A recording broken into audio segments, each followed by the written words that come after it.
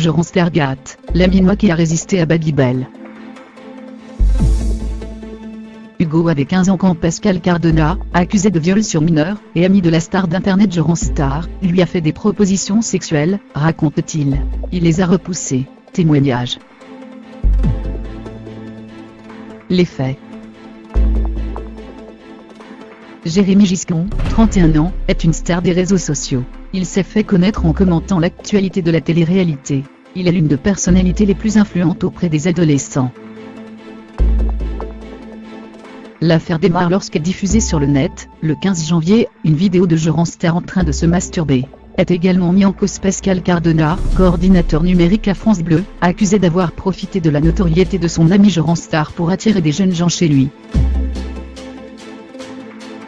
Pascal Cardona, surnommé Babybel, fait l'objet de plusieurs plaintes, notamment pour viol. Il nie les faits. Un Picard dans le jeu Jean Stargat. Jean Star, c'est l'histoire d'une fulgurante ascension, qui s'est transformée en cauchemar version télé-réalité. Au cœur de l'affaire, Jérémy Giscon, 31 ans, chroniqueur People devenu en 10 ans, le spécialiste de la télé-réalité et influenceur sur les réseaux sociaux. Ces milliers de followers, qu'il appelle les vermines, suivent quotidiennement ses frasques sur Internet, Instagram, Twitter et Snapchat, où il balance des scoops sur les candidats de télé-réalité. Il s'est notamment fait connaître avec ses interviews décalées de candidats réalisées dans sa baignoire. La vedette aux 2 millions de visiteurs chaque mois sur les réseaux sociaux, était aussi devenu chroniqueur dans l'émission de Thierry Ardisson Les Terriens du dimanche. Mais Jean Star a été victime de son propre jeu sur les réseaux sociaux. Un jeune homme a diffusé des photos compromettantes de lui, et un adolescent l'accuse de l'avoir violé. C'est le grand déballage 2.0. Il éteint très rapidement Pascal Cardona, 51 ans, ami proche de Jean Star, qui apparaît souvent dans ses vidéos. Lui-même est devenu une vedette auprès de jeunes gens sur les réseaux sociaux. Il est désormais sous le coup de 2 plaintes, l'une pour corruption des mineurs et abus de faiblesse, l'autre pour viol sur mineur. Les plaignants l'accusent d'avoir profité de sa fonction et de sa relation privilégiée avec Jean Star pour faire venir des adolescents chez lui, à Nîmes, et profiter d'eux. Hugo en fait partie. Cet habitant d'Amiens, qui habitait dans la région de Beauvais au moment des faits, s'était confié dans nos colonnes, l'an dernier pour expliquer son combat contre les discriminations, et mettre en avant sa chaîne YouTube.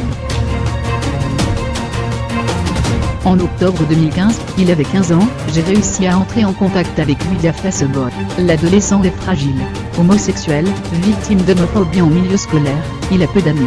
À l'époque, je voulais faire de la radio. Je suis entré en contact avec lui parce que je savais qu'il travaillait à France Bleu. Lui, il me disait que j'avais une voix pour la radio. Le contact se fait rapidement malgré la différence d'âge, tout ça s'est fait naturellement, c'est comme si c'était un copain de lycée. Babybel lui parle de Jean Star. Ce dernier n'a jamais entré en contact directement avec le jeune Picard, mais le quinquagénaire lui disait qu'il pouvait organiser une rencontre. Il voulait que je vienne chez lui 15 jours à Nîmes pendant les vacances scolaires. Je lui ai dit que je n'avais pas l'argent, mais il me rassurait en disant qu'il allait tout payer, les billets de train, les restaurants, etc. Point. Hugo était peut-être jeune et fragile, il a vite compris que les discussions n'étaient pas normales. L'Amiénois, qui a conservé des captures d'écran, explique avoir reçu des avances sexuelles explicites, crues et répétées.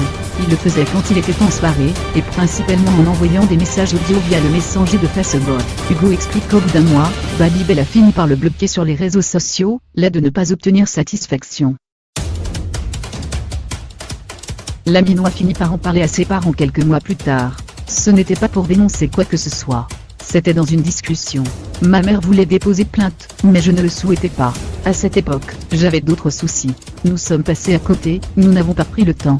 Et le jeune homme est passé à autre chose, c'était devenu de l'histoire ancienne. Il n'y a rien eu de physique, je ne l'ai même jamais rencontré. Il n'empêche, l'adolescent d'alors a subi un traumatisme. La radio, c'était un appât. Tout ce qu'il a pu me dire de gentil pendant un mois, tout était faux. Il me donnait de l'importance, me faisait croire que j'étais l'un des seuls avec qui il discutait comme ça. Et puis l'affaire finit par sortir et faire du bruit dans la presse. Je n'ai pas été surpris. Il faut désormais que justice soit faite. Avec le recul, je me dis que j'aurais dû en parler tout de suite à mes parents. Ce sont les plus aptes pour réagir à ce genre de choses. Il faut que les ados fassent attention à ce milieu-là, à ces gens qui se servent de leur réputation et leur place pour faire des choses illégales.